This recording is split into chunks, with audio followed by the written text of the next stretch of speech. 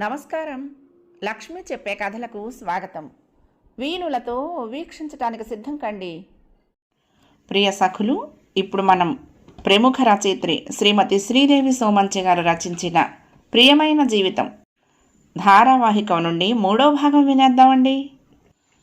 సుమిత్ర ఇల్లు చేరేసరికి రాధకు ఫోన్ చేసి సునీత అంతా చెప్పేసింది. ఇంట్లోకి అడుగు పెట్టగానే రాధ సుమిత్ర మీద విరుచుకుపడింది. ఎంత పని చేసావు సుమిత్ర, అన్నీ అమర్చుకోవాలనే ఆత్రుత కొద్దీ అది రాసింది అనుకో, మనం నెమ్మదిగా నచ్చ చెప్పుకుంటాం. ఒకవేళ అతనే రాయించాడనుకో, వెళ్ళి కాళ్ళు గడ్డం పట్టుకుని బతిమాలుకుంటాం. అక్కడికి వినకపోతే అప్పో చేసి ఇస్తాం. ఆడపిల్లనిచ్చుకున్నాక ఇవన్నీ తప్పువు. పెళ్లి చేసేసి చేతులు దులుపుకుంటామంటే కుదరదు. నాతో ఒక్క మాటైనా చెప్పకుండా ఇంత పని చేస్తావా? నేను చచ్చాననుకున్నావా? ఉద్యోగం చేస్తున్నానని 2 కొమ్ములు ఒలిచాయా? ఎవరే నీకు సలహా ఇచ్చింది అని సునీత అనగా మిగిలిన మాటలన్నీ తాను అని వెంటనే సునీతను చూడటానికి బయలుదేరింది. ఆవిడ వెళ్ళి ఒక మాట పరిస్థితి సరిదిద్దొస్తే బాగుంటుందనిపించింది సుమిత్రకు కూడా. కానీ ఆవిడ బైకుకు ఒప్పుకొని వస్తే అదే అంది. మంచికో చెడుకో ఇంతదాకా వచ్చిందమ్మా, మళ్ళీ మొదటికి తీసుకురాకు. అంతంత కానుకలిచ్చే తాహతు మనకు లేదు అంది. రాధ కూతురికేసి ఆశ్చర్యంగా చూసింది. మనమే అంత ఖచ్చితంగా చెప్పేస్తే ఏం బాగుంటుంది? అతను ఊరుకుంటాడా? ఆ కోపం మనసులో పెట్టుకుని దీన్ని ఏమైనా చేస్తే అడిగింది. అతను వదిలేసి వచ్చేస్తుంది, ఏదో ఒక ఉద్యోగం చేసుకుంటూ బతుకుతుంది. అమ్మా, ఇదంతా దాని ఆలోచన. ఇక్కడేదో ఉంది, అదంతా తరలించేద్దామనే అభిప్రాయంలో ఉంది. తనకి హక్కు కూడా ఉందని అనుకుంటోంది. అతనితో సవ్యంగా కాపురం చేస్తూ అక్కడే ఉండటం, లేదా ఇలా గొడవలు చేసుకొని కాపురం వదులుకొని రావటం అనేది దాని చేతిలోనే ఉంది. అంతేగాని కాసులు కొమ్మరించి దాని కాపురం నిలబెట్టలేం ఖచ్చితంగా చెప్పింది సుమిత్ర. రాధమ్మ ఆ మాటలు జీర్ణించుకోలేకపోయింది. తన మీద ఆధారపడి బతుకుతున్నామనే కదా ఇంత లోకు సుమిత్రకి. సునీత ఏమన్నా పైదా? అది ఇంటిదే కదా. తండ్రి ఉంటే ఇలా జరిగేదా? తల తాకట్టు పెట్టైనా ఆ డబ్బేదో ఇచ్చి వాళ్ళ మేలు కోరేవాడు. తలుచుకుంటుంటేనే ఆవిడకి చాలా బాధ అనిపించింది. కష్టం సుఖం తెలిసి రావాలని ఈసారి తల్లిని ఒక్కదాన్నే పంపించింది సుమిత్ర. ఇల్లు చేరుకోవడానికి చాలా అవస్థపడింది. ఆవిడ వస్తుందని మురళి సునీత ఎవరికి వాళ్లే అనుకున్నారు. అత్తగారిని వీధిలోకి నిలబెట్టి కడిగేశాడు మురళి. సుమిత్రను అనలేకపోయినవన్నీ ఆవిడ అనేసి తన దుగ్ధ తీర్చుకున్నాడు. మీ కూతుళ్ళకి బుద్ధి చెప్పుకోండి ముందు. నేనేమిటో తెలిసే సునీత నన్ను చేసుకుంది. తాహతుకు తగ్గ కోరికలు ఉండాలి ఎవరికైనా. మీరు బైకు కొనిచ్చినా పెట్రోల్ పోసి దాన్ని నడిపేంత స్తోమత నాకు లేదు. ఏదో మనసు పడి నేను అడిగానే అనుకోండి, ఏం ఆ పాటి అడిగే హక్కు నాకు లేదా? మీరు ఇవ్వలేకపోతే ఆ సంగతే చెప్పొచ్చు కదా. పెళ్లి నాటి నుంచి ఇప్పటిదాకా నేనేమైనా ఖండించి అడిగానా? ఇప్పుడు మాత్రం అడగబోయానా? మీ ముక్కు పిండి వసూలు చేయబోయానా? పోలీస్ కంప్లైంట్ ఇస్తుందా సుమిత్ర? ఆ ఎస్ఐ వచ్చి నాకు నీతులు బోధించటమా అన్నాడు మండిపడుతూ. బాబు, దీనిది చిన్నతనం, దానిది తెలిసి తెలియనితనం. తండ్రి మిగిల్చిపోయినదంటూ ఏమీ లేదు. ఒక్కర్తి రెక్కల కష్టం మీద లాక్కొస్తోంది. ఇంకా 2 ఆడపిల్లలున్నారు. ఆ ఆదుర్దాతో ఏదో చేసింది. అదేం మనసులో పెట్టుకోకండి. మా వీలు వెంబడి బైకు కొనిస్తాము అని బ్రతిమాలింది రాధమ్మ. మహాప్రభో, నాకు మీ బైకు వద్దు, మీ పెట్టుపోతలు వద్దు. నేను కూడా జన్మలో బైకు కొనుక్కోను. నన్ను బైక్ మీద చూశాడంటే ఆ ఎస్ఐ తీసుకువెళ్ళి లాకప్పులో వేస్తాడు అని 2 చేతులు ఎత్తి దండం పెట్టేశాడు మురళి. తల్లితో సరిగ్గా మాట్లాడలేదు సునీత. ముభావంగా ఉండిపోయింది. ఆవిడకి చాలా బాధ కలిగింది. అందులోనూ సునీతకు నెల తప్పింది కూడా. నీ పెన్షన్ డబ్బులు నాకు 10 నెలలు ఇవ్వమ్మా, ఫ్రిడ్జ్ కొనుక్కుంటాము. బైకుకి ఎలాగూ తోగలేమంటున్నారు కదా అంది ఆఖరికి మురళికి తెలియకుండా.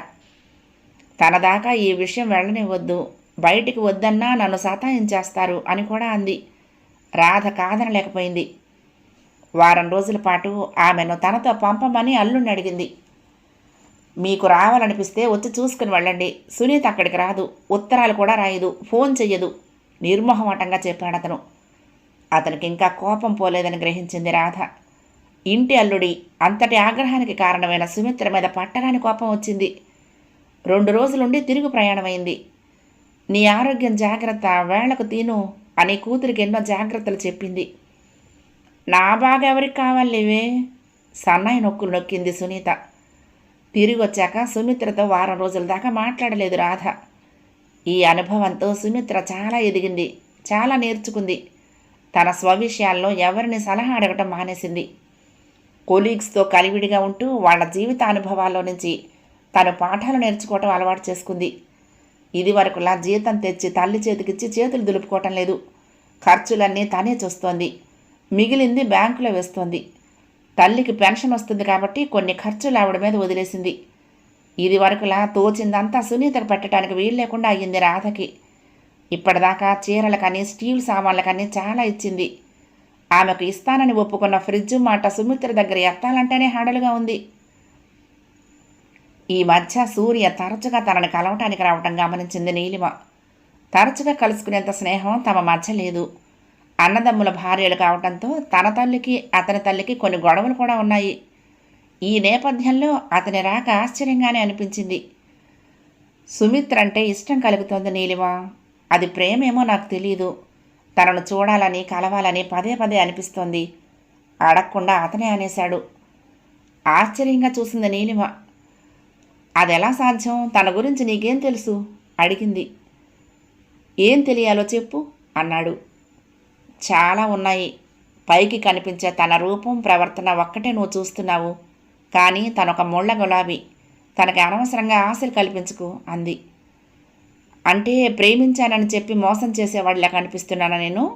చిరుకోపంతో అడిగాడు. అలా అని కాదు, తనకి కుటుంబ బాధ్యతలు చాలా ఉన్నాయి. తండ్రి సర్వీసులో ఉండకపోతే కంపాషనేట్ గ్రౌండ్స్లో ఇచ్చిన ఉద్యోగం చేస్తోంది. ఇంకా 2 చెల్లెళ్ళు పెళ్ళికున్నారు. పెళ్ళైన చెల్లెళ్ళది చూస్తే ఆ వరస. వీళ్ళ బాధ్యతలు తీరేసరికి తల్లి పెద్దదవుతుంది. ఆవిడని చూసుకోవాలి. ఇవన్నీ నువ్వు ఆలోచించుకోవాలి అంది నీలిమ. అంతేకాదు, ఆ అమ్మాయి తేజ అనే అతన్ని ప్రేమిస్తోంది. ఆ తేజ నాకు తెలుసు. వాడిప్పుడు ఏమైపోయాడో తెలుసుకుని లైన్ క్లియర్ చేసుకోవాలి అన్నాడు అతను. సూర్య విస్మయంగా చూసింది నీలిమ. దీన్నే ప్రేమంటారేమో, ఎవరినైనా అడిగి తెలుసుకుంటాను అతను నవ్వాడు. ఆ తర్వాత మొదలయ్యాయి అతని పరిభ్రమణాలు. సుమిత్ర చుట్టూ 2 నెలలు గడిచాయి. వీళ్ళు ఫోన్ చేయటమే తప్ప సునీత దగ్గర నుంచి ఫోన్ అన్నది లేదు. అల్లుడి పట్టుదలేమిటో రాధకు తెలిసొచ్చింది. ఎలా ఉందో, అతనేం కష్టపడుతున్నాడో, కూతురుది మామూలు పరిస్థితి కాదు. ఒకసారి దాన్ని వెళ్ళి చూసి వస్తానే అంది సుమిత్రతో. అస్తమానం వెళ్ళి రావటం అంటే మాటలా అమ్మా? రాను పోను ఛార్జీలే అవుతాయి విసుక్కుంది సుమిత్ర. మీ పంతాల మధ్యన అది నలిగిపోతోంది. దానికన్నా నీకు డబ్బులే ఎక్కువయ్యాయా? రాధ కోపంగా అడిగింది. నీకు దానికి మధ్యన నలిగిపోతున్నది నేనమ్మా. నాకు కొన్ని కోరికలున్నాయి. అందులో ఒక్కటంటే ఒక్కటి తీర్చగలవా? నాన్నని తీసుకురాగలవా? ఈ ఉద్యోగం, ఈ బాధ్యతలు నాకొద్దు. నాన్న వీపు మీద పడి అల్లరి చేసిన నా బాల్యాన్ని నాకు తెచ్చివ్వగలవా అమ్మా? నువ్వు నన్ను ఆప్యాయంగా పలకరించి ఎన్నాళ్ళైంది చెప్పమ్మా. సునీతకు నేనేం తక్కువ చేశాను? ఉన్నంతలో ఇచ్చి పెళ్లి చేశాను. చెప్పి చెప్పక దానికి నువ్వెంత పెట్టినా నేను మాట్లాడలేదు. నాన్నుంటే మాత్రం అంతకన్నా గొప్ప సంబంధం తేగలరా? అతనెంతో మంచివాడు. దీనికి అతనంటే గౌరవం లేదు. లేకపోతే అతనికి తెలియకుండా ఇలాంటి ఉత్తరం రాస్తుందా? నన్నెన్ని మాటలు అందని. నాన్న ఉద్యోగంలో చేరి డబ్బంతా మిగిల్చుకుంటున్నానట. సునీత అన్న మాటల్ని తల్లితో చెప్పి చిన్నపిల్లలా ఏడ్చేసింది. ఇన్నాళ్లుగా రగులుతున్న అగ్నిపర్వతం భళ్ళుమని బ్రద్దలైంది. రాధ హృదయం ఆర్ద్రమైంది. సుమిత్ర, ఏమిటిది? అదొట్టి తెలివి తక్కువది. దాని గురించి నీకు తెలియదా? చిన్నప్పటి నుంచి ఉన్నదే కదా, కొత్తగా వచ్చింది ఏమీ లేదు. దాని మాటలు మనసులో పెట్టుకోకు. నాకు నువ్వొకటి అదొకటి కాదు. పెళ్ళైన పిల్ల కాపురంలో నిలదొక్కునేదాకా ఆదుర్దాగానే ఉంటుంది. చూడు, నీకన్నా పెద్దదాన్ని, లోకానుభవం ఉన్నదాన్ని. ఒక్క మాట ఆలోచించు. అంత డబ్బు ఖర్చు పెట్టి దాన్ని పెళ్లి చేశావు. అది అక్కడ స్థిరపడితేనే అందం. తిరిగి వస్తుందనుకో, ఆ భారం ఎవరి మీద పడుతుంది? నీ మీదే కదూ. సుమిత్ర సర్దుకుంది. నీ ఇష్టం, వెళ్తే వెళ్ళమ్మా. కానీ సునీత అతనికి కూడా విలువ ఇవ్వదు. అతను చాలా మంచివాడు అనిపిస్తోంది నాకు అంది. కాబట్టి జరిగిన విషయానికి రాద్ధాంతం చేయకుండా ఊరుకున్నాడు. మరొకరైతే ఎంత గొడవయ్యేదో. ఎవరిదాకానో ఎందుకు, అతని తల్లిదండ్రులకు తెలిసినా రచ్చే. ఆ మాటలు రాధ పైకనలేదు. వెంటనే బయలుదేరి సునీత దగ్గరికి వెళ్ళింది. మురళి కోపం ఇంకా చల్లారలేదు. భార్యతో పెద్దగా మాట్లాడడు. అదొక్కటి తప్పిస్తే అన్నీ మామూలుగానే జరిగిపోతున్నాయి. ఇది వరకు వాళ్ళ సంసారంలో నవ్వులు, కేరింతలు, అంతులేని కబుర్లు పొంగి పొర్లేవి. అతని మనసు ఇప్పుడు విరిగిపోయింది. భార్య చేసిన పని అతన్ని గుండె లోతుల్లో ఎక్కడో దెబ్బతీసింది. ఆమె ఆ ఉత్తరం రాయటం కన్నా ఎక్కువగా అతన్ని బాధించింది. దాదాపు 20 ఏళ్ళు ఒక దగ్గర పెరిగిన అక్క మీద ఆమెకు రవ్వంత కూడా ఆపేక్ష లేకపోవటం. అలాంటి స్త్రీకి భర్త మీద మాత్రం ప్రేమ ఎందుకుంటుంది? అతనిలో ఒక రకమైన నిరసన చోటు చేసుకుంది. పెళ్లి చేసుకున్నాడు, నలుగురిలో గౌరవం నిలవాలి కాబట్టి ఆమెతో కాపురం చేస్తున్నాడు. అక్కడికొచ్చి ఆగింది వాళ్ళ అనుబంధం. తల్లిని చూసి తప్పదన్నట్లు ఎదురెళ్ళింది సునీత. మురళి ఇంట్లో లేడు. అదేమిటే ఇంత చిక్కిపోయావు? రాధ కంటతడి పెట్టుకుంది. ఈ పాటైనా మిగిలాను, సంతోషించు, ముక్తసరిగా అంది సునీత. అతని కోపం ఇంకా పోలేదుటే అడిగింది రాధ. ఎలా పోతుంది సుమిత్ర చేసిన నిర్వాకానికి? విసురుగా అంది సునీత. రాధ ఏమీ మాట్లాడలేకపోయింది. అది చూసి కళ్ళమ్మట నీళ్లు తిరుగుతూ ఉండగా అంది సునీత. ఆయన పూర్తిగా మారిపోయారమ్మా. నాతో ఒక్క మాట మాట్లాడరు. నేనేం తప్పు చేశానో చెప్పు. తను ఇబ్బంది పడుతూ ఉంటే చూడలేక మీకు రాశాను. లోకంలో ఎందరల్లుళ్ళు అత్తల దగ్గర నుంచి డబ్బు గుంజటం లేదు. నాకుగా రాశానని ఆయన కోపం. సుమిత్ర నా మీద కక్ష కట్టినట్లు అలా ఎందుకు చెయ్యాలి? నీకు తెలీదే, నాకు పెళ్ళయింది, దానికి కాలేదు. ఆ తేజ మళ్ళీ దాని మొహం చూడటం లేదు. అదే కుళ్ళు దానికి. సునీత ధోరణి తనదే. అది మాత్రం మారదు. తల్లేం తెచ్చిందో చూసుకుంది. ఆవిడకు కాఫీ తెచ్చిచ్చింది. తను తాగుతూ పక్కన కూర్చుంది. రాధకు చివుక్కుమంది మనసు. సునీత ఏమిటో కొత్తగా అర్థమైనట్లు విస్తుపోయి చూసింది. నువ్వు వెళ్ళగానే డబ్బు పంపిస్తానన్నావు, పంపలేదేమే? అడిగింది సునీత తనే మళ్ళీ. నా పెన్షన్ డబ్బని ఎక్కడ మిగులుతోంది? నీ పెళ్ళికైన అప్పులే ఇంకా తీరలేదు. అప్పుడే రూప ఎదిగి కూర్చుంది. సుమిత్ర మాత్రం ఎక్కడి నుంచి తెస్తుంది? ఇదిగో ఈ 500 మిగిల్చాను. అప్పుడో అంతా ఇప్పుడో ఇంత ఇస్తాను, దాచుకొని కొనుక్కో. తప్పదన్నట్లు పెట్టెలో నుంచి డబ్బు తీసిచ్చింది రాధ. అంత లేకుండా పోయాయా అమ్మా? ఆయన నన్ను కొట్టరు తిట్టరు కాబట్టి పైకి చెప్పుకోలేకపోతున్నాను, విసురుగా అంది సునీత. రాధ ఏదో చెప్పేలోగా కాలింగ్ బెల్ మోగింది. తల్లి చేతిలోని డబ్బు తీసుకుని పరుపు కిందకు తోసేస్తూ వెళ్ళింది తలుపు తీయటానికి. ఎదురుగా మురళి. అతనికి లోపలికి రావడానికి దారిస్తూ, మా అమ్మ వచ్చింది, నెమ్మదిగా అంది సునీత. ఓ మాట పలకరించండి. ఏమని? ఏం జవాబు ఇవ్వాలో సునీతకు తోచలేదు. ఇల్లేమీ ఇంద్రభవనం కాదు.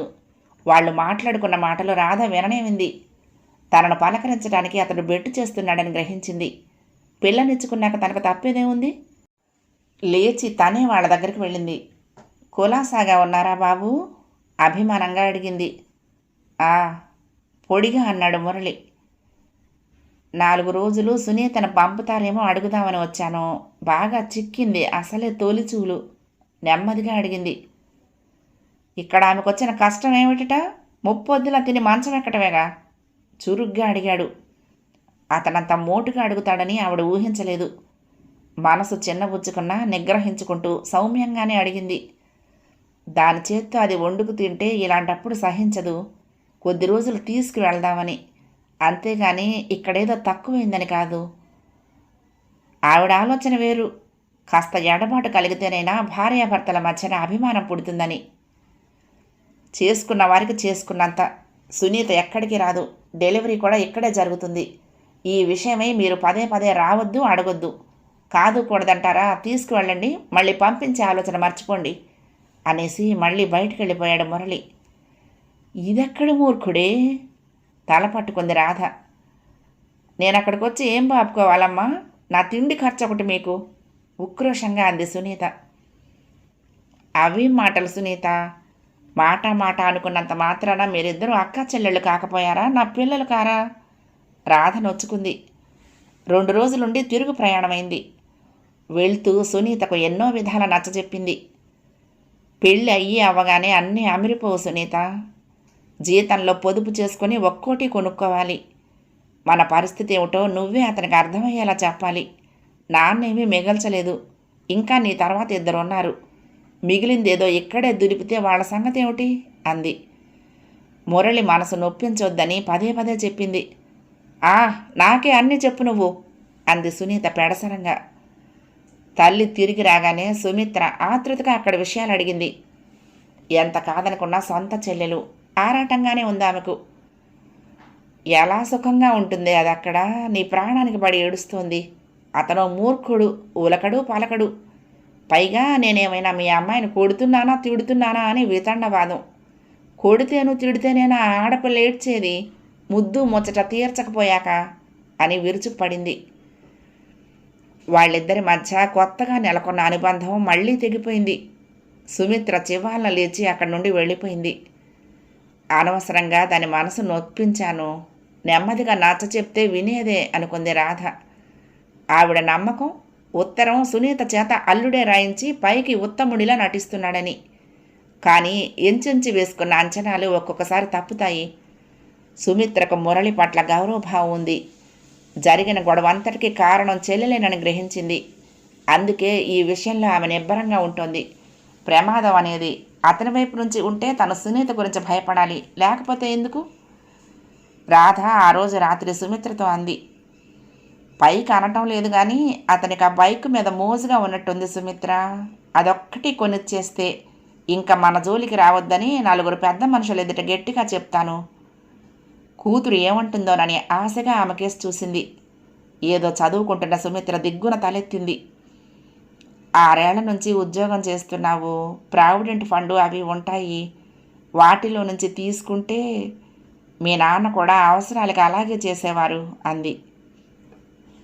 నా గొలుసు గాజులు అమ్మాయి, ఈవేళ బైక్ కొనిస్తావు, రేపు ఫ్రిడ్జ్ కావాలంటుంది, అప్పుడు నన్ను తాకట్టు పెట్టు. విసురుగా మెళ్ళో గొలుసు చేతి గాజులు తీసి తల్లి ఒళ్ళో పడేసింది. ఆ గొలుసు గాజులు తండ్రి బ్రతుకున్నప్పుడు సుమిత్రకు చేయించినవి. పెళ్లి కావలసిన ఆడపిల్ల, నలుగురిలోకి వెళ్తే నిండుగా ఉండాలని చేయించాడు. కరిగిపోయిన బాల్యానికి చిహ్నంగా సుమిత్ర ఒంటి మీద మిగిలాయవి. ఆమె శరీరంలో ఒక భాగంగా ఉండిపోయాయి. సునీత పెళ్లికి కూడా తీయలేదు. బాగుందమ్మా, బాగుంది. కరవమంటే కప్పకి కోపం, విడవమంటే పాముకి కోపం. ఆడపిల్లనిచ్చుకున్నాక అప్పో సప్పో చేసైనా వాళ్ళ కోరికలు తీర్చాలి అంది రాధ. నేను ఆడపిల్లనేనమ్మా, అప్పు కోసం ఎవరి దగ్గరికి పోను. ఆ అప్పేదో నువ్వే చెయ్యి. ఓ పూట మాడైనా తీర్చుకుందాం. ఇంకో 2 ఉన్నారు, వాళ్ళనేం చేద్దామో కూడా నువ్వే ఆలోచించుకో. సుమిత్ర అక్కడి నుండి లేచి తన గదిలోకి వెళ్ళిపోయింది. 4 ఆడపిల్లలు. రాధకి మనసంతా వికలమైపోయింది. సుమిత్ర పుట్టినప్పుడు అత్తగారి ముఖం కొంచెం కళ్ళ తప్పినా మొదటి సంతానం కాబట్టి పెద్దగా ఏమీ అనలేదు. సునీత పుట్టాక మళ్ళీ ఆడ సంతేనా అంది చులకనగా. ఆడో మాగో 2 పిల్లలు. వాళ్ళని పెంచి పెద్ద చేసి సాగనంపటం పెద్ద ఖర్చుతో కూడినది. అక్కడితో ఆపేయాలనుకున్నాడు భర్త. అత్తగారు పడనివ్వలేదు. స్వరూప పుట్టింది. అప్పుడు ఆవిడ చేసిన గొడవ అంతా ఇంత కాదు. ఈ గొడవల్లో పొరపాటు జరిగిపోయింది. మమత కడుపున పడింది. భర్త ఇంకా ఎవరికీ చెప్పకుండా తానే వెళ్ళి ఆపరేషన్ చేయించుకుని ఇంటికి వచ్చాడు. సైకిల్ మీద వెళ్ళిన మనిషి ఆటోలో వచ్చాడు. సైకిల్ ఆఫీసులో మనిషి తీసుకొచ్చాడు. మంచం దిగకుండా ఉంటేనూ బాధపడుతూ ఇబ్బంది పడుతూ ఉంటేనూ తనకు అర్థం అవ్వలేదు. అతనుగా చెప్పలేదు. కొన్నాళ్ళు సైకిల్ తొక్కకుండా జాగ్రత్త పడ్డాడు. చూచాయిగా అర్థమై ఊపిరి తీసుకుంది. అత్తగారికి మరి తెలుసో తెలీదో. పిల్లల్ని చాలా చేదరించుకునేది. ముద్దు చేస్తే ఓర్చుకునేది కాదు. వాళ్ళ కోసం ఏదైనా ఖర్చు చేయబోతే పెద్ద రగడ చేసేది. మగపిల్లాడిని కన్నా ఆవిడ చాలా గొప్పది. ఆడపిల్లల్ని కన్నా తను చాలా తక్కువదైనట్టు ఉండేది ఆవిడ ప్రవర్తన. అలా గొడవ పడుతూ కొడుకు ఎలా ఒడ్డున పడతాడోనని దిగులు పడుతూ పిల్లల చిన్నప్పుడే పోయింది. బాధ్యతలు ఏవీ తీరకుండా భర్త పోయాడు. అన్నీ కలిపి సుమిత్రకు చుట్టుకున్నాయి. సునీతను ఎలాగో పంపించింది కానీ ఆమె వెళ్తున్న దారి ఇరుకు చేసుకుంటోంది. సుమిత్ర అన్నట్టు సునీతే ఇదంతా చేస్తోందని అనుకున్నా అతనికి ఎక్కుతుంది కదా. అతని ముందు బయటపడ్డాక నోరు తెరిచి అడిగినా కూతురి సరదా తీర్చరా అనుకోడా. వాళ్ళ కోరికలు ఎలా తీర్చటం? తీరుస్తూ ఎంతకాలం? సమస్య తల్లి కూతుళ్ళ మధ్య నలుగుతోంది తప్ప ఓ దారి దొరకటం లేదు. వారం రోజులుగా ఇంట్లో మౌనం తాండవిస్తోంది. స్వరూప మమత ఇద్దరిలో ఒకరు మాట్లాడాలి తప్పితే సుమిత్ర గొంతు మోగబోయింది. ఇహ రాధకి మనసంతా సునీత మీదే ఉంది. ఏదో వండి పెడుతోంది కానీ ధ్యాసంతా అక్కడే. సరిగ్గా అలాంటి సమయంలోనే ప్రకాశరావు ఒక సంబంధం గురించి చెప్పాడు. సునీత విషయంలో గొడవ జరిగాక సుమిత్ర ఆయన్ని ఎక్కువగా సంప్రదించడం, సలహాలు అడగటం మానేసింది. ఆయన లోన్ గురించి మళ్ళీ అడిగితే కూడా అవసరం లేదని చెప్పేసింది. విషయం వాయిదా పడిందని ఆయన అర్థం చేసుకున్నాడు. ఆ తర్వాత వ్యక్తిగత విషయాలు మాట్లాడుకోవటం ఇదే ప్రథమం. సుమిత్ర కోసమే ఎదురు చూస్తున్నట్లుగా ఆమె ఆఫీస్కి రాగానే పిలిచి చెప్పాడు. చూడు సుమిత్ర, 3 ఆడపిల్లల మీద ఒక్కడే మగపిల్లాడు. ఎంసీఏ చదివి సాఫ్ట్వేర్ కంపెనీలో పనిచేస్తున్నాడు. భార్య ఉద్యోగం చేయక్కర్లేదుట. నాకే 50,000 వస్తుంది, ఇంకా సంపాదన కోసం పరుగులు దేనికన్నాడు అతను. కట్నం కూడా అక్కర్లేదంటున్నారు. ఆడపిల్లలందరికీ పెళ్ళిళ్ళు అయిపోయాయి. బాగా ఆస్తిపరులు. అయితే ఆయన శ్వాస తీసుకోవటం కోసం ఆగాడు. ఆమె శ్వాస బిగబట్టి వింది. వాళ్ళందరూ నలుపు, తెల్లటి అమ్మాయి కోసం చూస్తున్నారు. సుమిత్ర మొహంలోకి సందిగ్ధంగా చూస్తూ చెప్పాడు. సుమిత్ర ఆలోచనలో పడింది. స్వరూపకి ఆ సంబంధం ప్రయత్నించవచ్చు. అబ్బాయి రంగు విషయం పక్కన పెడితే ప్రయత్నం అయితే చెయ్యొచ్చు. అతను మరీ వికారంగా ఉన్నా, స్వరూప ఇష్టపడకపోయినా అది వేరే విషయం. కానీ తన దగ్గర డబ్బేది? కట్నం అక్కర్లేదని వాళ్ళన్నా ఖర్చు ఉండాలిగా. వాళ్ళకేం కోరికలున్నాయో ఆలోచించుకుని చెప్తానని యువతల పడింది. ఇప్పుడు స్వరూపకు పెళ్లికి తొందర ఏమిటి? నీలిమతో అంటే ఆమె అడిగింది. ఎప్పటికైనా చెయ్యాలి కదా అంది సుమిత్ర. ముందు చదువుకొని ఓ ఉద్యోగం తెచ్చుకొని అంది నీలిమ. అవేమన్నా తేలిగ్గా దొరుకుతున్నాయా? తేలిగ్గా ఉద్యోగాలు వచ్చే చదువు చదివిస్తున్నానా? ఖాళీగా ఉంచడం దేనికైనా డిగ్రీలో చేర్పించాను. ఇంజనీరింగ్ అయితే నువ్వు అన్నట్లు ఖచ్చితంగా క్యాంపస్ ప్లేస్మెంట్స్లో ఉద్యోగం వచ్చేది. మమత కూడా ఉంది కదా, ఇద్దరిని చదివించడం సాధ్యపడదని ఊరుకున్నాను అంది. నీలిమ చిన్నగా నిట్టూర్చింది. పిల్లలు పుట్టక ముందు నుంచి కూడా ప్లానింగ్ చేసుకోవలసిన రోజులు. సుమిత్ర తండ్రి ఏమీ దాచలేదుట. ఇంకా ఈ చదువులు ఎలా సాగుతాయి? ఆమె జీవితానికి పెద్దగా లోన్లు పుట్టవు. పుట్టినా చదివించి ఉద్యోగం వచ్చాక అప్పుడైనా పెళ్లి చేయాలి. వచ్చినవాడు ఆ లోన్లతో మాకు సంబంధం లేదనేస్తే పెళ్లి ఖర్చు ఎలాగా తప్పదు. ఇవన్నీ రాసుకొని ఒప్పందాలు. 4 అమ్మాయిలం కావడంతో ఎంతసేపటికి పెళ్ళిళ్ళు చేసి పంపేయాలన్న ఆలోచనతోనే ఉండేవారు అమ్మా నాన్న. అందుకు భిన్నంగా ఆలోచించేవారు కాదు. డిగ్రీ అయ్యి చిన్న చిన్న ఉద్యోగాలు చేస్తూ పెళ్ళి ఎప్పుడవుతుందా అని ఎదురు చూసే స్థితిలో స్వరూపను ఊహించలేను నీలిమ. ఆమె ఆలోచనలో పడటం చూసి నెమ్మదిగా అంది సుమిత్ర. నీలిమ ఆమె చేతిని మృదువుగా నొక్కి వదిలేసింది. ప్రతి వారి దగ్గర అవసరాలకు సరిపడా డబ్బుండదు. ముందర ఎక్కడో పుట్టించుకుని తర్వాత నెమ్మదిగా తీర్చుకోవటం సామాన్య ఉద్యోగస్తులకు పరిపాటి. సుమిత్ర కూడా అదే దారి పట్టింది. రూపను చూసుకోవటానికి పెళ్లివారు వస్తున్నారు చెప్పింది. బాంబు పేల్చినట్లు అనిపించింది రాధకి. ముందు తెల్లబోయింది, తర్వాత విసుగ్గా అంది. అవతల సునీత కాపురం అలా తగలబడుతూ ఉంటే ఇప్పుడు దీని పెళ్లికి తొందరే వచ్చింది. నిన్న మొన్ననేగా డబ్బు లేదని నా మీద ఎగిరావు అంది. ఇప్పుడు కూడా నా దగ్గర లేదు. పిఎఫ్ లోన్ తీసుకుంటున్నాను. చాలకపోతే ఇంటి మీద తీసుకొద్దాం సుమిత్ర చెప్పింది. ఆమె అన్నీ నిర్ణయించుకునే తనకు చెప్పిందని గ్రహించింది రాధ. రూపకి ఇంకా తొందర లేదు. ఎలాగా డబ్బు పుట్టేందుకు ఒక దారంటూ దొరికింది కాబట్టి ముందు సునీత సంగతి చూడు అని బ్రతిమాలింది. సుమిత్రకు విసిగేసింది. దానికి ఇప్పుడు వచ్చిన కష్టమేమీ లేదు. ఎంతసేపు మనం త్యాగాలు చేయాలని చెప్తావు కానీ మన ఇంట్లో పుట్టి పెరిగిన పిల్ల, దానికి చెప్పవేం? అతను కొట్టడు, తిట్టడు, కావలసినవన్నీ ఇస్తాడు. ఇంకా ఇబ్బంది ఏమిటి? సర్దుకు పొమ్మని దానికే చెప్పమ్మా వ్యంగ్యంగా అంది. ఎదురు చెప్పటానికి రాధ మొదటిసారిగా భయపడింది. నాకు ఇప్పుడే పెళ్ళేమిటి? నా ఫ్రెండ్స్ అంతా చదువుకుంటున్నారు, నేను చదువుకుంటాను గొడవ చేసింది స్వరూప. పెళ్లి చూపులకే పెళ్ళైపోయినట్లు గొడవ చేస్తావేమే? వాళ్ళకి నచ్చొద్దు సర్ది చెప్పింది సుమిత్ర. తనలో వచ్చిన మార్పుకి తనకే ఆశ్చర్యంగా ఉంది. సునీతతో కరుగ్గా, మురళి పట్ల గౌరవంగా, తల్లితో మొండిగా, ఇప్పుడు ఈ స్వరూపతో లాలనగా ఇన్ని పాత్రల్ని తనొక్కర్తి ఎంత బాగా పోషిస్తోంది. విస్మయంగా అనుకుంది. ఒక్క క్షణంలో ఆమె గుండె కొట్టుకునే శబ్దం తీరు మారింది. లబ్ డబ్ అని మానేసి తేజ తేజ అని కొట్టుకోసాగింది. ముఖం మీద నీలి నీడలు పరుచుకున్నాయి. ఉన్నట్టుండి ఆమెలో వచ్చిన మార్పును కనిపెట్టింది స్వరూప. అర్థం కూడా అయ్యింది. సుమిత్రకు తమ బాధ్యతే కాకుండా తమకి ఆమె బాధ్యత ఒకటి ఉందని అర్థమైంది. అది ఒక మంచు శీలని పగలు కొట్టడం. స్వరూపను చూసుకోవటానికి పెళ్లివారు వచ్చారు. ప్రకాశరావు మధ్యవర్తి. వరుడి పేరు భార్గవ. 26 ఏళ్ళు. సన్నగా పొడుగ్గా ఉన్నాడు. ఆ పర్సనాలిటీకి నలుపు రంగు అవటం చేత కొంచెం మోటుగా అనిపిస్తున్నాడు. కానీ మాట తీరు అవి సున్నితంగా ఉన్నాయి. తల్లి తండ్రి ఒక అక్కతో కలిసి పెళ్లి చూపులకు వచ్చారు. ఆ టైం దాకా అన్నీ అమర్చి నీలిమ ఇంటికి వెళ్ళిపోయింది సుమిత్ర. అక్క చెల్లెళ్ళకి పెద్దగా వారాలేదు. మురళి కానీ ఇప్పుడొచ్చిన భార్గవ్ కానీ సుమిత్ర కన్నా పెద్దవాళ్లే. అదే ఆమెకు ఇబ్బంది. స్వరూపను తనే తయారు చేసింది. డార్క్ గ్రీన్ మీద రిచ్ వర్క్ ఉన్న చీర ఇచ్చింది కట్టుకోవటానికి. ముదురు రంగు చీరలో స్వరూప ఒంటి ఛాయ మెరిసిపోతోంది. పెళ్లి కొడుకు తల్లి దేవకి. ఇంటా బయట పెత్తనం ఆవిడదేనని మొదటి 4 ముక్కల్లోనే అర్థమైపోయింది. ఆవిడ కట్టిన చీర, ఒంటి మీద నగలు చూశాక తాత్కాలికంగా చింతలన్నీ వదిలేసింది రాధ. సునీత విషయం, సుమిత్ర మీద కోపం కూడా తాత్కాలికంగా పక్కకు జరిగాయి. ఈ సంబంధం కుదిరితే తమంత అదృష్టవంతులు ఉండరనుకుంది ఆశగా. అదొక సింబయాసిస్. కొంచెం ముతగ్గా చెప్పుకోవాలంటే బార్టరు. స్వరూప దగ్గర అందం ఉంది. అతనికి జీవితానికి నిశ్చింతనివ్వగలిగే శక్తి ఉంది. దేవకికి స్వరూపను చూడగానే నచ్చింది.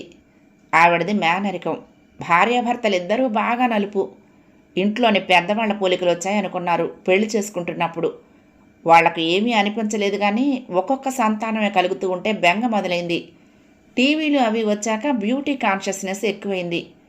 అప్పటిదాకా మనసులోని కోరిక అప్రకటితంగా ఉండిపోయిన అందం వ్యాపార వస్తువైపోయింది. అన్నిటిలాగే తెల్లవాళ్ళు, అందమైన వాళ్ళు అదృష్టవంతులు. అసలు నల్లటి ఛాయ వాళ్ళు మనుషులే కాదన్నట్లు, వాళ్ళు ఎందుకు పనికిరారన్నట్లు, ఉద్యోగాలు కూడా నల్లగా ఉంటే రావన్నట్లు చూపించడం మొదలైంది. కూతుళ్లకు సంబంధాలు కుదిరేసరికి తల ప్రాణం తోక్కొచ్చింది. లక్షలు గుమ్మరించి అల్లుళ్ళని వెతుక్కొచ్చారు. ఇక కొడుకు ఆస్తి, చదువు, సంపాదన ఉన్నా అతని రూపం చూసి సమాన స్థాయిలో ఎవరూ ముందుకు రాలేదు. మ్యారేజ్ బ్యూరోల్లో పెడితే సరైన సంబంధం ఒక్కటి కూడా రాలేదు. అందుకే దిగొచ్చారు. బంధువులకి, తెలిసిన వాళ్ళకి చెప్పుకున్నారు. అలా ఈ సంబంధం తటస్థపడింది. ఇప్పుడు ఈ స్వరూప ఇష్టపడే ఈ పెళ్లి చూపులకు కూర్చుందా అనేది భార్గవ సందేహం. దాన్ని ఎలా తీర్చుకోవాలో తెలియలేదు. పెద్దవాళ్లు మాటల్లో పడ్డారు. స్వరూపను లోపలికి వెళ్ళమంది రాధ. తను ఆమెతో మాట్లాడతానన్నాడు భార్గవ.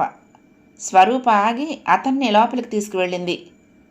ఆమె ఉదాసీనత చూసి అతనికి ఇబ్బంది కలిగింది. పెద్దగా మాటలేమీ జరగలేదు. మీకు నచ్చితేనే ఒప్పుకోండి, ఏ ఒత్తిడికి లొంగొద్దు అని మాత్రం అన్నాడు. అది చెప్పటానికే తనతో లోపలికొచ్చాడా అనిపించి నవ్వొచ్చింది స్వరూపకి. ఇద్దరూ యువతలకొచ్చారు. అందరికీ ఆమె నచ్చినట్లే ఉంది, కానీ బయటపడలేదు. కాఫీ పలహారాలయ్యాక వెళ్తామని లేచారు. వెళ్లబోతూ అడిగింది దేవకి, మీ పెద్దమ్మ ఏది కనిపించదేం అని. చాలా ఇబ్బందికరమైన ప్రశ్న అది. అది గ్రహించినట్లు జవాబు కోసం రెట్టించలేదు దేవకి. వాళ్లను సాగనంపి వచ్చాడు ప్రకాశరావు. ఏమైనా చెప్పారా? ఆతృతగా అడిగింది రాధ. ముఖతః ఏమీ అనలేదు, కానీ నచ్చినట్టే ఉందమ్మా. ఇంకో సంబంధం పెండింగ్లో పెట్టారు. 2 ఎటు ఓటు వేస్తారో చూడాలి అన్నాడాయన. 2 నిమిషాలు తటపటాయించి తను చెప్పబోతున్న దానికి ఉపోద్ఘాతంగా అందావిడ. మీ స్నేహితుడు పోయేటప్పటికీ మా సుమిత్రకు పెద్ద వయసేమి లేదు అంది. ప్రకాశరావు తాలూపాడు. ఏ దేవుడో దయతలచి ఇచ్చినట్లు ఆ ఉద్యోగం వచ్చి మా కుటుంబానికి ఒక దారి కనిపించింది. అది చాలా కష్టపడుతోంది అంది. నిజమే. ఆమె ఓపిక, తెలివితేటలు చూస్తూ ఉంటే నాకే ఆశ్చర్యం వేస్తోంది. ఆనందరావు కూడా చాలాసార్లు చెప్పేవాడు సుమిత్ర గురించి. ఈ కాలం పిల్లల్లో ఇంత మంచితనం ఎక్కడుంది? ఎంతసేపు సినిమాలు, టీవీ తప్ప మరొకటి తెలియదు అన్నాడు. కానీ చాలా పెద్ద సమస్య తెచ్చిపెట్టింది అంటూ సునీత ఇంట్లో జరిగిన గొడవంతా చెప్పుకొచ్చింది రాధ. సుమిత్ర లోన్ వద్దంటే సర్ది చెప్పొచ్చిందనుకున్నాడు, కానీ ఏం జరిగిందో ఆయనకు వివరంగా తెలియదు. అసలు జరిగింది ఇప్పుడు రాధమ్మ చెప్తుంటే తెలిసింది. ఆశ్చర్యం కలిగింది. అమాయకంగా ఉండే సుమిత్రలో అంత తెగింపా? తెలివైన పనే చేసింది. బైక్ అంటే మాటలా? అయినా అతను మాత్రం ఎలా అడిగాడు? ఆడపిల్ల మీద ఆధారపడిన కుటుంబం అని తెలుసుండి అన్నాడు ప్రకాశరావు. నేను ఇంకా బ్రతికే ఉన్నాను కదండి. అల్లుడు అన్నాక ఆ పాటి అడగడా? పోనీ అడగకూడనిదే అడిగాడనుకోండి, సునీత క్షేమం దృష్ట్యా తీర్చాల్సిన బాధ్యత మాకుందా లేదా అంది రాధ. డబ్బు ఉన్న చోట ముచ్చట్లు. ఇప్పటికిప్పుడు బైక్ అంటే సుమిత్ర మాత్రం ఎక్కడి నుంచి తెస్తుంది? వాయిదాల్లో తెచ్చినా కట్టుకోవద్దు. ఇలా వాళ్ళకిస్తూ వెళ్తే మిగిలిన పిల్లలు? ఆ అమ్మాయి పెళ్ళైపోయింది. ఇక వీళ్ళ గురించి ఆలోచించండి. ఈ సంబంధం మంచిది, మీ నుంచి ఆశించరు. బాహ్య రూపం చూడకండి అన్నాడు ప్రకాశరావు. నిజమేననుకోండి. ఆ కోపం మనసులో పెట్టుకుని అతనేమో సునీతను ఏడిపిస్తున్నాడు అంది రాధ. డబ్బిచ్చి ఎంతకాలం వాళ్ళ సంసారం నిలబెడతారు? రోజులు మారాయి. అల్లుడి జోరు మరీ ఎక్కువగా ఉంటే సునీతను తీసుకొచ్చేయండి, ఏ ఉద్యోగం చూద్దాం అని మరొక మాటకు ఆస్కారం ఇవ్వకుండా లేచి వెళ్ళిపోయాడు. ఆయన పెద్ద కూతురు భర్తతో స్పర్ధ వచ్చి పుట్టింటికి వచ్చేసింది. భార్యాభర్తలకి దేంట్లోనో మాట పట్టింపు వచ్చి అల్లుడు సంయమనం కోల్పోయి ఒక దెబ్బ వేశాడట. ఆ అమ్మాయి కోపంతో పుట్టింటికి వచ్చేసింది. అతనెవరు నాన్న నన్ను కొట్టడానికి? నేను తిరగబడి కొడితేను? నాకన్నా బలవంతుడు కాబట్టి కొట్టలేక పోలీస్ కంప్లైంట్ ఇస్తే ఏం చేస్తాడు అని అడిగింది. మళ్ళీ అతని దగ్గరికి వెళ్ళటానికి ఒప్పుకోలేదు. ఉద్యోగం చేసుకుంటోంది. నెలకు 25,000 వస్తాయి. విడాకులు తీసుకుంటానంటోంది. పిల్లలు సర్దుకుపోవటం లేదు. కొంతవరకు ఓపిక చూపిస్తున్నారు. ఒక హద్దు నిర్ణయించుకుంటున్నారు. ఆ తర్వాత ఆత్మరక్షణ కోసం ఎదురుదాడికి దిగుతున్నారు. అది ఆయన స్వీయ అనుభవం. ఇంకోవైపు అదే ఆఫీసులో చేస్తున్న నీలిమిని చూశాడు. కట్నం తీసుకునేవాడిని చేసుకోదట. భీష్మించుకుని కూర్చుంది. సుమిత్ర అంతే. తగినంత ఖర్చు పెట్టి చెల్లెలు పెళ్లి చేసింది. వాళ్ల తాకిడి మొదలయ్యేసరికి ఆత్మరక్షణకు దిగింది. రాధమ్మకు నిస్పృహ కలిగింది. ఇలాంటి పరిష్కారాలు వెతుక్కోవటం ఆమెకు ఏమాత్రం నచ్చలేదు. అల్లుడు కోరికలు కోరటం, అత్తమామలు తలక్రిందులుగా కష్టపడైనా వాటిని తీర్చటం ఆమె చూసింది. అదొక వేడుక. అది ఆమె తరం. కన్న పిల్లల కోసం ఎంత త్యాగాన్నైనా చేసిన తల్లిదండ్రుల తరం. ఇప్పుడు చేయటానికి తన చేతిలో ఏదీ లేదని బాధపడుతోంది. స్వరూప నచ్చిందని నిశ్చయితాంబూలాలకు వస్తామని కబురు పెట్టారు. వాళ్ళు పెద్దగా ఏమీ ఆశించలేదు, కానీ పెళ్లి ఖర్చులకైనా 2-3 లక్షలు కావాలి. 1,00,000 అనేది ఈ రోజుల్లో సర్వసామాన్యమైపోయింది. డబ్బు విలువ తగ్గటమూ తెలుస్తోంది. సంపాదనలు పెరగటమూ తెలుస్తోంది. 2 ఏదో ఒక క్షితిజ రేఖ దగ్గర కలుస్తూ సంపదని సృష్టిస్తున్నాయి. అయితే ఈ పెరుగుతున్న సంపద అవసరాలను తీర్చటం లేదు, సంతృప్తినివ్వటం లేదు. ఏం చేద్దామే? ఆదుర్దాగా అడిగింది రాధ. ఇంటి మీద అప్పు తెస్తానమ్మా, నెమ్మదిగా తీర్చేద్దాం అంది సుమిత్ర తొణక్కుండా. నీలిమి కూడా సర్దుతానంది చెప్పింది. కూతురు పడుతున్న తాపత్రయం చూస్తూ ఉంటే రాధకి బాధ కలిగింది. ఇప్పుడు ఇంత ఇబ్బంది పడుతూ ఈ పెళ్లికింత తొందర ఏమిటో నచ్చలేదని చెప్పేద్దాం అంది. పెళ్లి కొడుకుల్ని ఎంచి అంత ఎత్తునున్నావా అమ్మా మనం? అతను నలుపు అనేదొక్కడే తప్పించి మనకు అలాంటి సంబంధం దొరుకుతుందా? 4 ఏళ్ళు ఆగాకైనా రూపక చేయాల్సింది నేనే కదా. మనకేమీ ఆస్తులు లేవు. ఇప్పుడు పడే ఇబ్బంది అప్పుడు పడాలి. పైగా కట్నం అక్కర్లేదనే వాళ్ళు అప్పుడు దొరకరు కదా. దాన్ని చదివిస్తామని కూడా అంటున్నారు. రూపకి నువ్వే నెమ్మదిగా అర్థమయ్యేలా చెప్పు. అది కాదంటే మాత్రం బలవంతం వద్దు అంది సుమిత్ర. అంతా వింది స్వరూప. ఎంత సర్దుకుపోవటం అంటే మాత్రం ఇలాంటి వాటిల్లోనా? అతను నల్లగా ఉంటాడు. ఇలాంటి వాడిని తను చేసుకోవాలా? ఎందుకో అయిష్టంగా అనిపించింది. సుమిత్ర దగ్గర ఏదీ అనలేక ఊరుకుంది. కానీ ఆమెలో పెళ్ళంటే ఎలాంటి ఆసక్తి కనపడకపోవటం గుర్తించింది సుమిత్ర. 3వ భాగం సమాప్తం. ప్రియ సఖులు, ఈ కథ మీకు నచ్చితే తప్పకుండా లైక్ చేయండి, షేర్ చేయండి, కామెంట్ చేయండి, సబ్స్క్రైబ్ చేసుకుని నన్ను ఎంకరేజ్ చేయండి. ఉంటానండి. ప్రేమతో లక్ష్మి, కృష్ణాతీరం దుర్గమ్మ సన్నిధానం. నమస్తే.